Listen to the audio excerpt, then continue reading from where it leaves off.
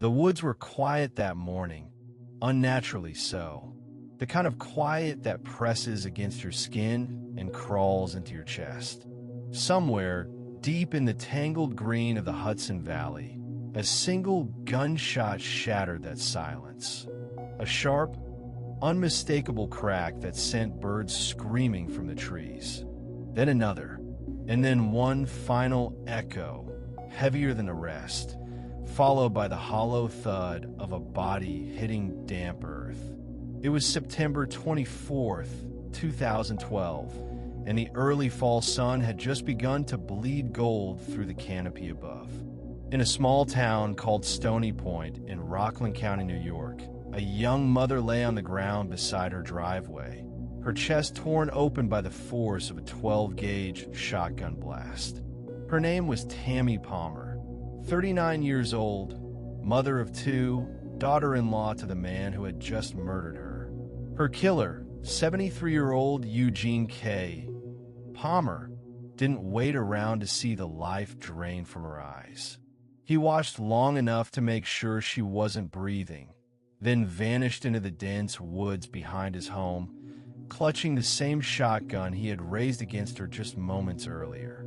The manhunt that would follow would stretch across years, states, and even national borders. And yet, to this day, Eugene Palmer remains one of the FBI's most wanted fugitives. But to understand how this quiet suburban morning turned into a blood-soaked tragedy, we have to step back, years before the killing, before the hatred, before the violence, to the complicated, toxic story of a family that slowly tore itself apart. Eugene Palmer was a man who, to most people, lived a life as ordinary as they come. Born in 1939, he spent much of his adult life as a mechanic, a skilled outdoorsman, and a dedicated hunter. He knew the woods around his property as intimately as the lines on his own hands. He was the sort of man who could disappear into the wilderness for days and come back with nothing but a compass and a small pack.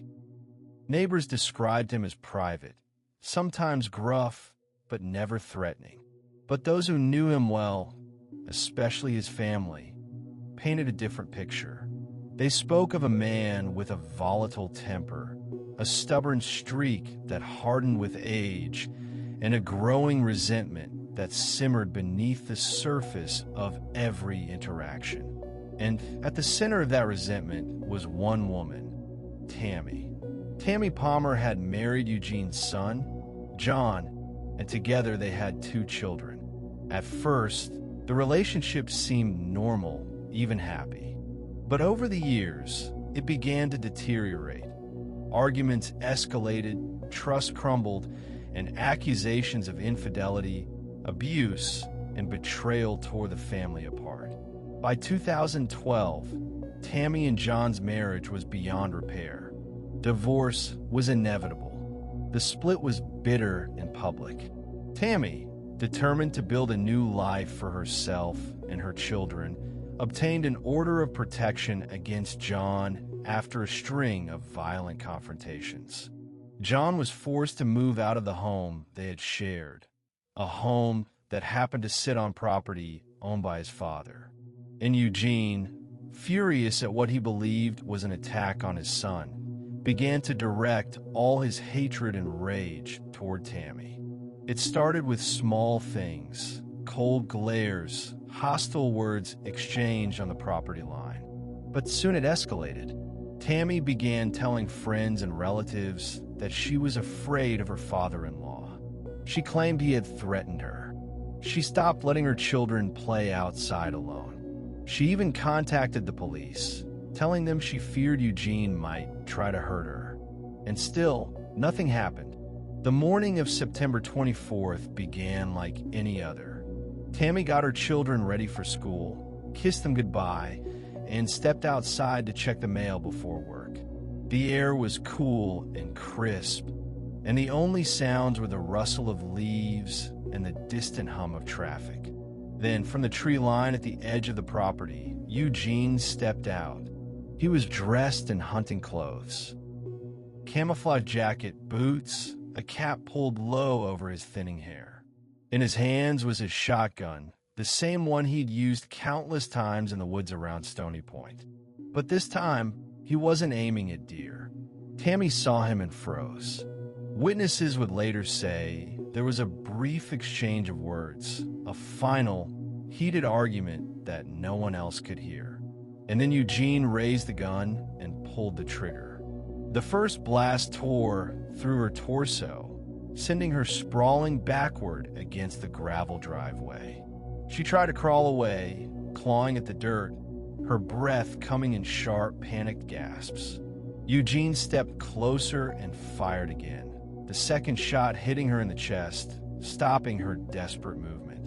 It was over in seconds, and as her body fell still, Eugene turned and walked calmly toward the woods.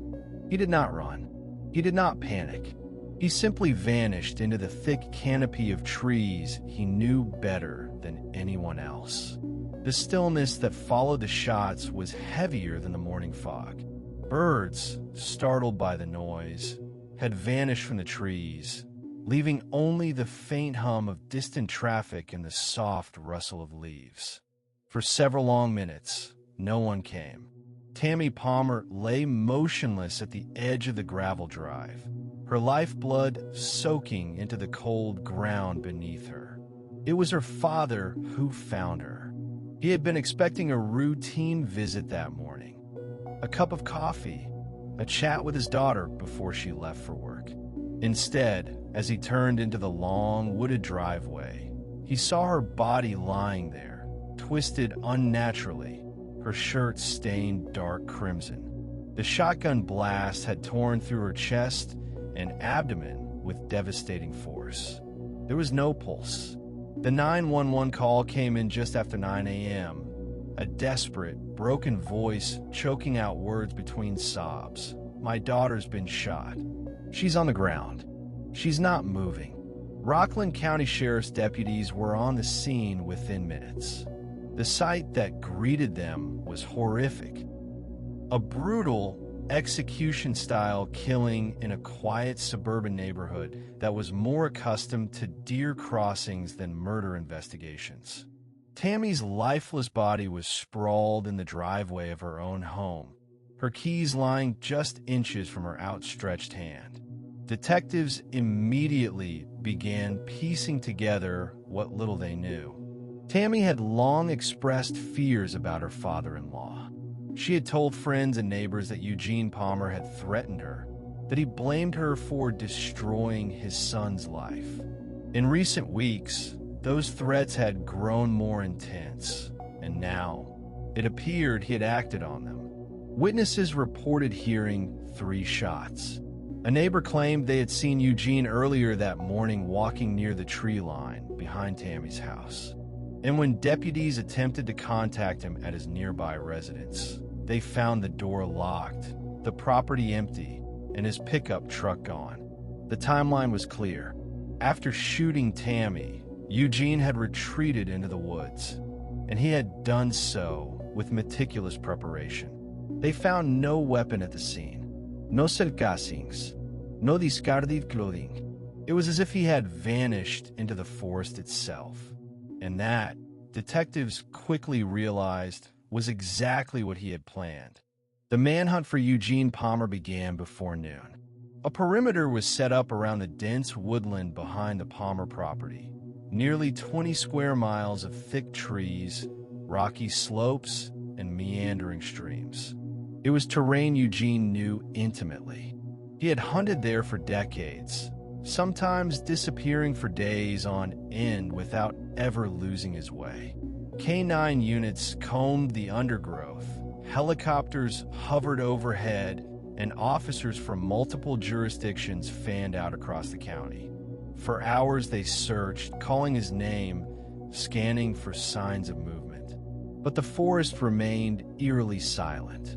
They did find one clue: Eugene's green Ford Ranger pickup, abandoned not far from Harriman State Park. The truck was parked at the edge of a dirt trail, its doors unlocked, the keys still in the ignition. But there was no sign of Eugene. That discovery led investigators to a chilling conclusion. He had planned his escape. This was not a panicked fugitive running blindly from justice. This was a man who knew exactly what he was doing. Search teams combed every inch of the surrounding area over the next several days. Bloodhounds tracked his scent along a shallow creek before losing it near a rocky outcrop. Dive teams searched nearby ponds and rivers, suspecting he might have tried to take his own life. Dozens of abandoned hunting cabins were raided. Nothing. It was as if Eugene Palmer had disappeared from the face of the earth. The more investigators learned about Eugene, the more they understood how dangerous he was. He was an expert outdoorsman, skilled in survival, navigation, and tracking. He knew how to hunt, how to trap, how to live off the land. And perhaps most importantly, he was deeply familiar with the area's terrain. Those who knew him described him as fiercely independent, distrustful of authority, and intensely private. He rarely left the property, rarely spoke to neighbors, and often spent days alone in the woods. In his later years, he had grown bitter, consumed by resentment toward Tammy and what he believed she had done to his family. His health, however, was declining. At 73, Eugene suffered from heart disease and diabetes. Some believed he wouldn't survive long on the run. Others weren't so sure. "He's too stubborn to die out there," one longtime friend told reporters. "If anyone can disappear, it's Eugene." Weeks turned into months. The search widened. Roadblocks were set up, tips were chased down, and wanted posters bearing Eugene's weathered face were plastered across the state. But he remained a ghost, never spotted, never caught. And then, in May 2013, the FBI added him to their 10 most wanted fugitives list. The days after Tammy Palmer's murder stretched into weeks, then months, and still Eugene Palmer was nowhere to be found. Detectives revisited the crime scene again and again, combing over every detail they might have missed, searching for footprints, cigarette butts, or discarded shell casings. They found nothing. It was as if the earth itself had swallowed him. Investigators knew they were dealing with someone who had prepared meticulously, someone who had anticipated every move of law enforcement before the first shot was even fired. Eugene was not a young man, 73 at the time of the murder, but he had the instincts of a lifelong hunter. He had spent decades navigating the thick woods of Rockland County, and he knew how to disappear into them better than anyone else alive. They traced his movements in the hours leading up to the shooting. Early that morning, neighbors recalled seeing him walking slowly along the edge of the woods, dressed in dark clothing and carrying what looked like a canvas duffel. Others said they saw his green Ford Ranger idling near a dirt trail hours before the murder took place. To them, it seemed unremarkable. Eugene often went into the woods for long stretches, but in hindsight, every sighting seemed like part of a carefully laid plan. The duffel likely held supplies, food, water, extra ammunition, maybe even clothes, and if anyone could survive for weeks or even months without human contact, it was him. Law enforcement agencies were relentless in their pursuit. Local deputies coordinated with state police, and soon the FBI was involved as well. Search teams swept through acres of wilderness, using drones, helicopters, and bloodhounds to try and find his scent. They searched hunting cabins, abandoned barns, even storm drains. At one point, a dive team combed a nearby riverbed for signs that he might have taken his own life. But there was no trace, no footprints, no body, no weapon, nothing. The only piece of physical evidence remained Tammy's body and the small pool of blood where she had fallen. The investigation's focus shifted toward Eugene's background. Friends described him as deeply traditional, a man who valued family loyalty above all else. But those same friends also admitted that something in him had changed in the years leading up to the murder. His son's marriage to Tammy had disintegrated in a storm of bitterness and accusations, and Eugene's resentment had grown into a burning hatred. Tammy had filed restraining orders. She had told friends she feared for her life. Once, she even confided that Eugene had told her she would pay for what she had done to his family. And yet, to the outside world, he was still Gene, the old man with the bad heart and the quiet demeanor. Most neighbors considered him harmless, but detectives understood something deeper. Men like Eugene, who spend their lives in solitude and isolation, often grow consumed by grudges. Once those grudges reach a certain point, there's no turning back. And Eugene Palmer, they now believed, had crossed that point long before the morning he pulled the trigger. One of the most unsettling realizations was how deliberate the act itself had been. This was no moment of passion, no impulsive explosion of rage. The evidence indicated he had lain in wait, possibly for hours, watching Tammy's house from the tree line. When she stepped outside to leave for work, he approached from behind and fired 3 times. The first shot ripped through her back, shattering her spine. The second and third tore in her chest and abdomen, each one fatal on its own. She never had a chance to run. She barely had a chance to scream. The brutality of it was matched only by the precision.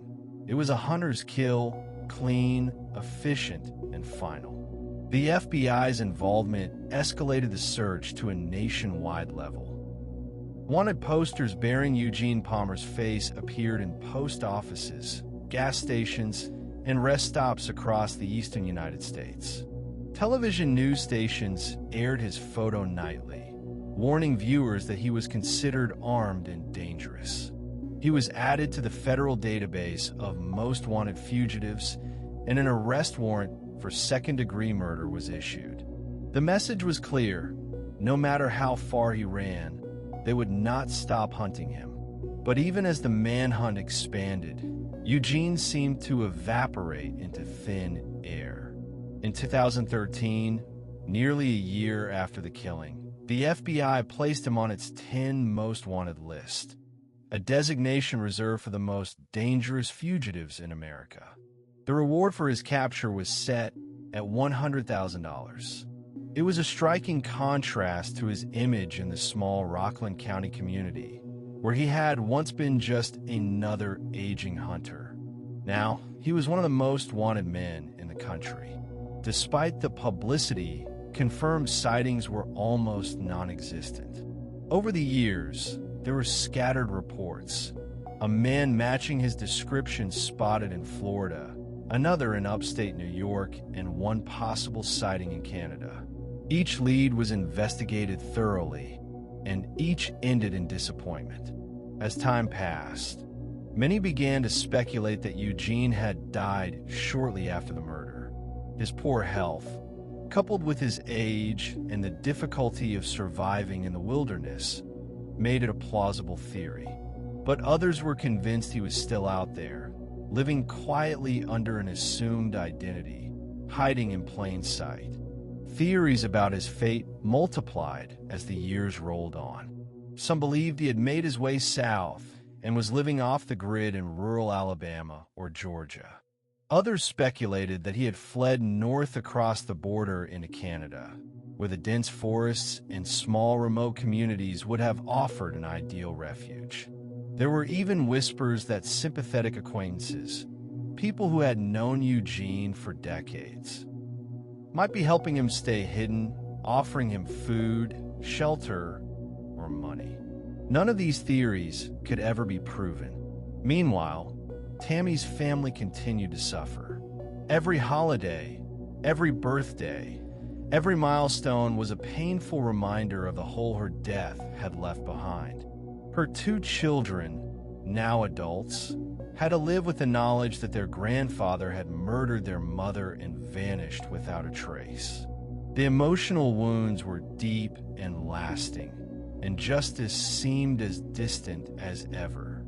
For them, closure was a word that no longer carried meaning. In interviews, Tammy's father spoke of the rage that still simmered inside him. "He's a coward," he said in one interview. "He killed my daughter and ran into the woods like an animal. I want to see him stand in a courtroom and face what he's done." But those words, powerful as they were, did nothing to bring Eugene back into the light. Each passing year felt like a betrayal, a reminder that the man who had destroyed their family had escaped accountability. And still, the investigation never closed. Cold case detectives revisited the file repeatedly, running DNA tests on unidentified remains, checking hospital records, and tracking down every potential lead. The FBI updated age progression sketches, showing what Eugene might look like in his 80s. They continued to receive tips, and each one was pursued, no matter how unlikely. More than a decade later, the story remains unfinished. Eugene Palmer is still wanted for the murder of his daughter-in-law, still considered armed and dangerous, still carrying a $100,000 reward for information leading to his capture. And in the silence that follows such tragedies, one truth endures. Somewhere, a man who once lived a quiet, ordinary life pulled a trigger, destroyed a family, and vanished into the wilderness. And in doing so, he became a ghost the world cannot seem to find. The first few weeks after Tammy Palmer's murder were a blur of activity. Law enforcement threw everything they had at the case. Dozens of officers from multiple agencies patrolled the woods, stopping cars at checkpoints and knocking on doors of homes scattered around the back roads of Stony Point. Helicopters equipped with thermal cameras swept the forest canopy day and night. Bloodhounds combed the dense undergrowth for any trace of Eugene's scent, often barking at faint trails that inevitably went cold. The FBI even brought in survival experts to consult on the search, mapping possible escape routes and predicting how a man with Eugene's outdoor skills might move through the terrain. Yet every lead, every broken branch, every reported sighting seemed to lead nowhere. It was as though the earth had swallowed him whole. What investigators quickly realized was that Eugene's disappearance wasn't the result of luck or chance. It was the product of meticulous planning and decades of experience living close to nature. Eugene was not some frail, aging man unfamiliar with the wilderness. He had been hunting, camping, and navigating the rugged forests of New York for most of his life. Friends said he could read the woods like a map, identifying paths and water sources others would never notice. He knew how to avoid leaving tracks, how to mask his scent from dogs, and how to survive for days without a fire or visible shelter. If anyone had the skills to vanish into those woods, it was him. Investigators built a detailed profile of his likely movements. He had abandoned his green Ford Ranger at a trailhead near Harriman State Park, a vast stretch of wilderness that connected to miles of unmonitored backcountry. That move wasn't random. He had parked it there to create a false trail, leading search teams in one direction while he slipped away in another. Experts believed he had likely stashed supplies ahead of time: food, water, and possibly even weapons, in hidden caches scattered throughout the forest. It was a tactic often used by experienced outdoorsmen, and Eugene was nothing if not experienced. The case began to draw attention from media outlets across the country. It was an unusual story. A 73-year-old grandfather accused of murdering his daughter-in-law and vanishing into the woods like a ghost. News crews camped outside the Palmer property, Neighbors were interviewed about the tension that had simmered for years between Eugene and Tammy.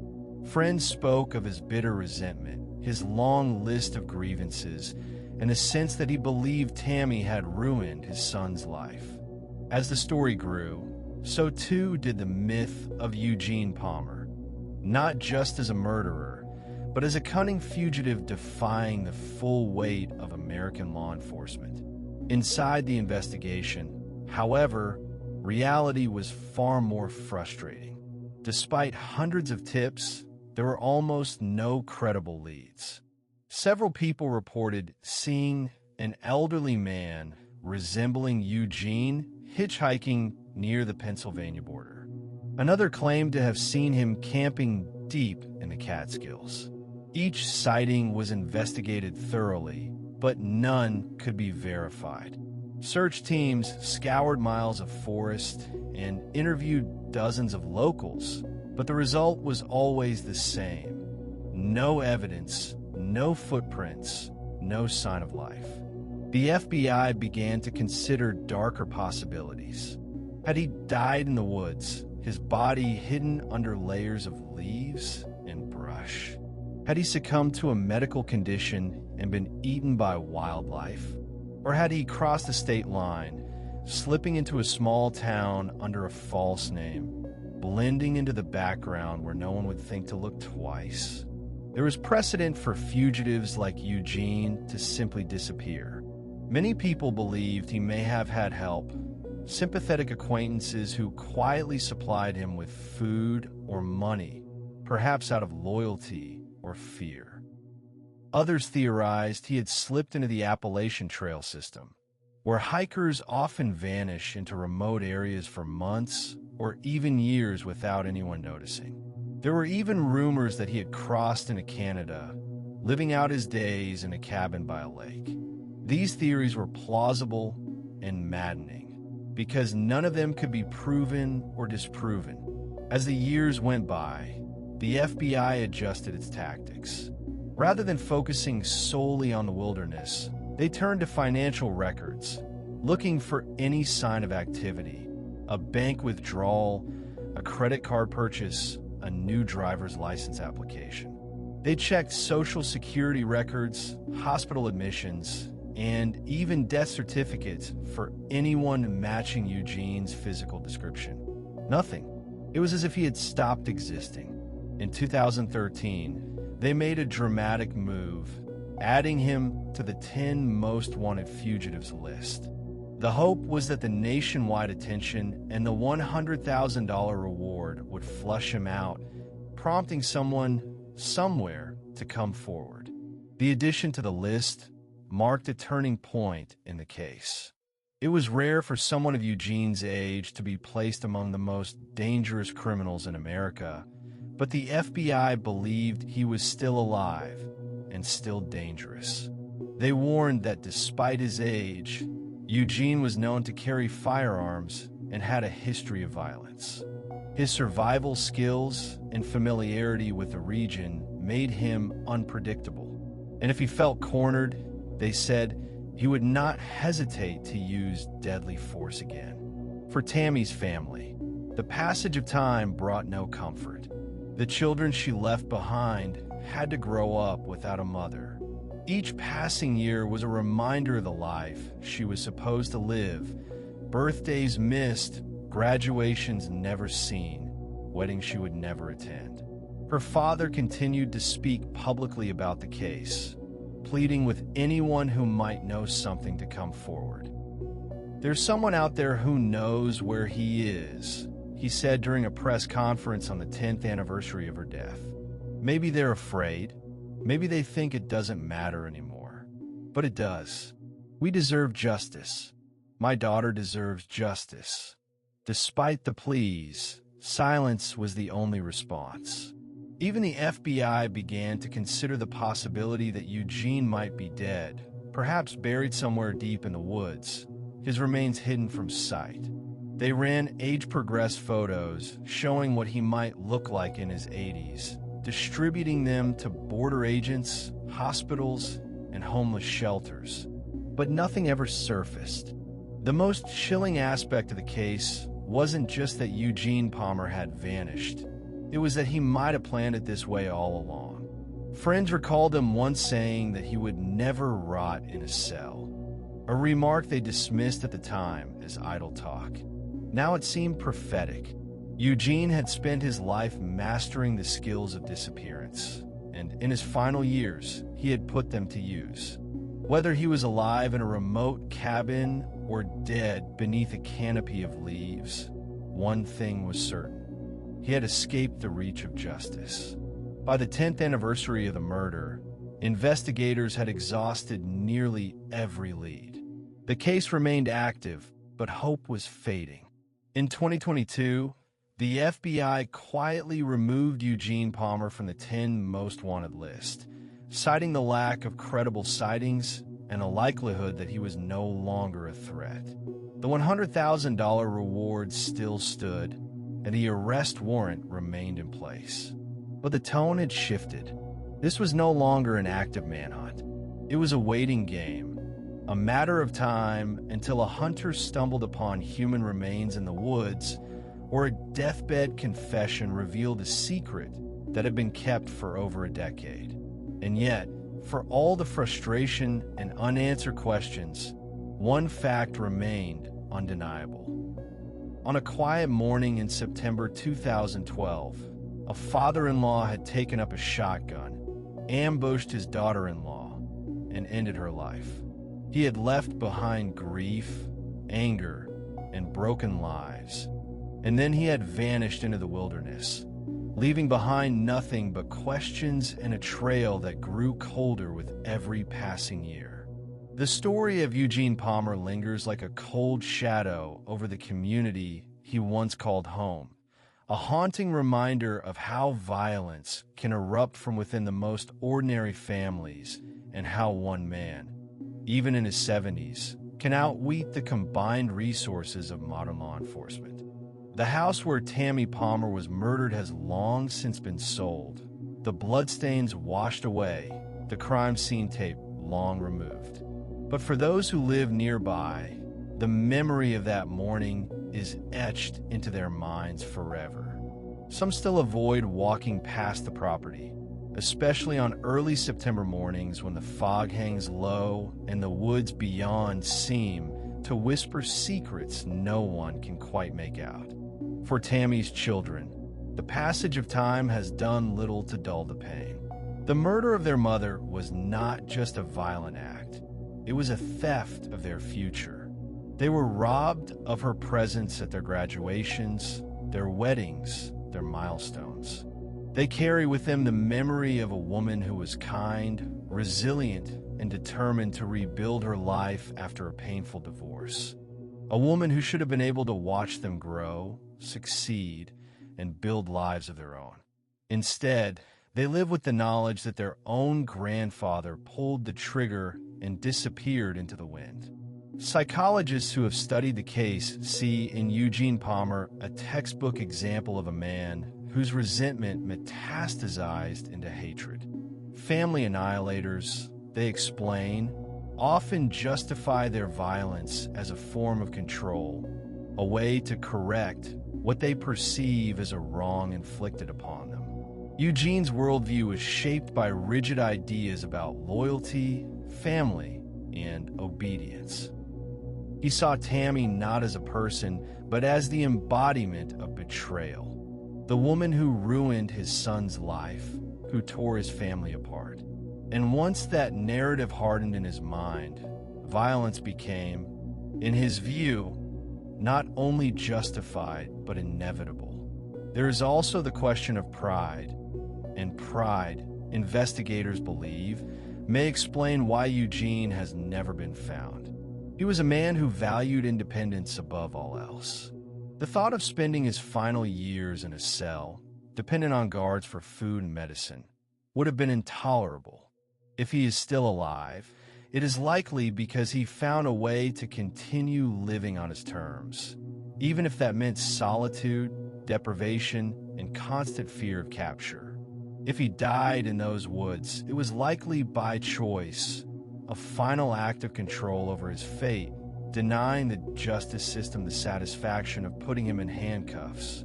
There is a cruel irony in the fact that Eugene Palmer, one of the FBI's most wanted fugitives, may be lying in an unmarked grave no more than a few miles from the scene of his crime. The forests surrounding Stony Point are vast and unforgiving.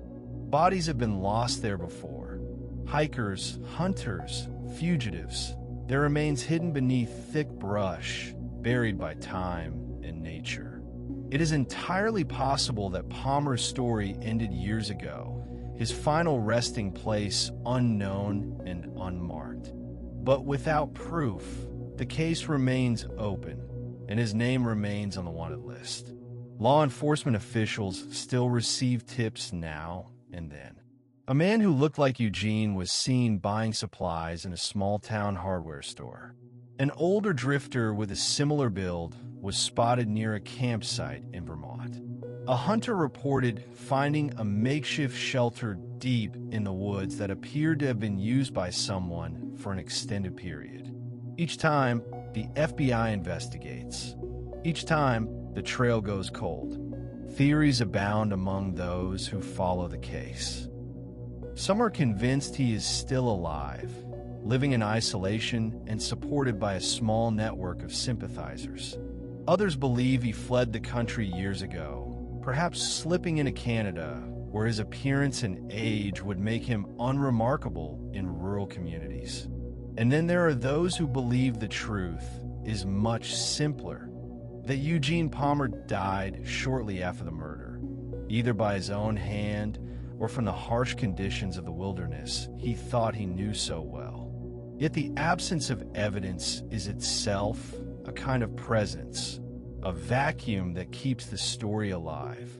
The fact that no one knows for certain where he is, whether he is alive or dead, whether justice will ever be served, gives the case a mythic quality. It turns Eugene Palmer from a man into a ghost story, one that parents tell their children, one that investigators revisit every few years, one that journalists retell when anniversaries come around. Over a decade has passed since that September morning when Tammy Palmer was shot dead in her driveway. In that time, the world has changed in ways big and small. New presidents, new wars, new technologies. But in a quiet corner of New York, one thing has not changed. A murderer is still out there, somewhere beyond the reach of law and accountability. His crime remains a wound that has never healed, and his escape remains an insult to justice that has never been forgotten. If Eugene Palmer is still alive, he is now in his 90s. Age has undoubtedly slowed him, perhaps weakened him. But even if he is gone, his story continues to haunt those who knew Tammy, those who investigated her death, and those who still believe that one day, the truth will emerge from the forest. Perhaps a hunter will stumble across bones half buried beneath the undergrowth.